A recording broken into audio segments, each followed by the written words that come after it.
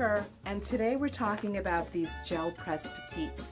They come in a bunch of new shapes and sizes, and they're all really yummy to play with.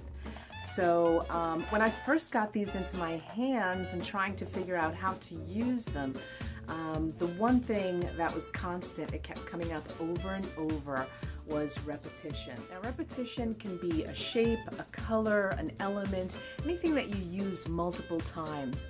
And it's used in order to unify all of the other elements that are in your piece. I'm going to be using this new set by Sally Lynn McDonald, and I'm going to be using that little diamond on the bottom.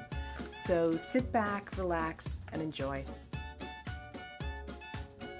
First, I'm going to make a simple background by using the 8x10 plate, as well as the Joggles discbound journal and foam stamp.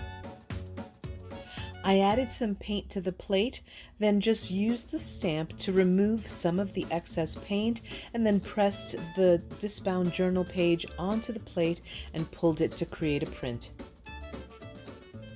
I added some black splatters, and this simple background was done.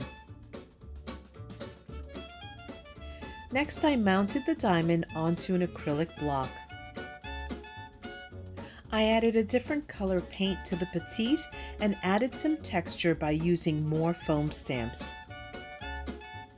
I wanted each diamond Petite to look a little bit different, and so I used foam stamps, I used art textures, you can use stencils, anything you have lying around to add texture to your little Petites.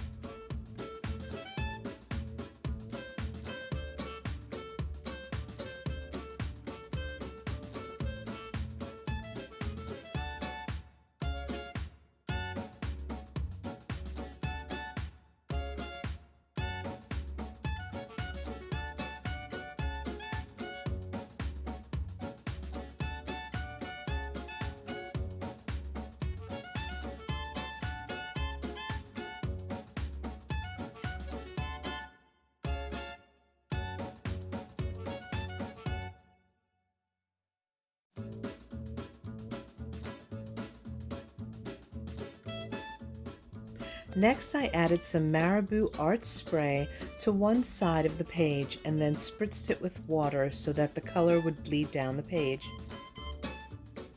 I removed the excess color of the art spray with a paper towel.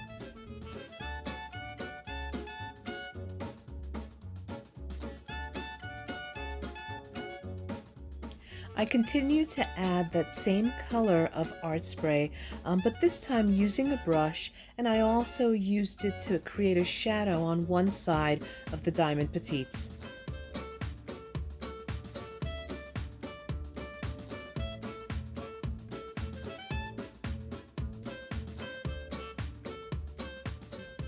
Next, I added faux stitching with a white water-based Sharpie.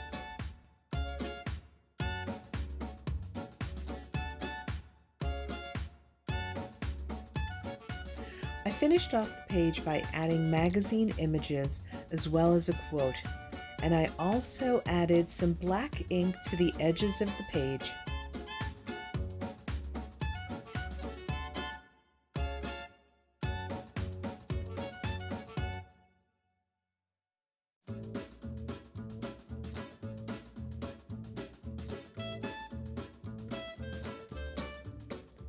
Last thing left to do is to put it back into my discbound journal. Thanks for watching.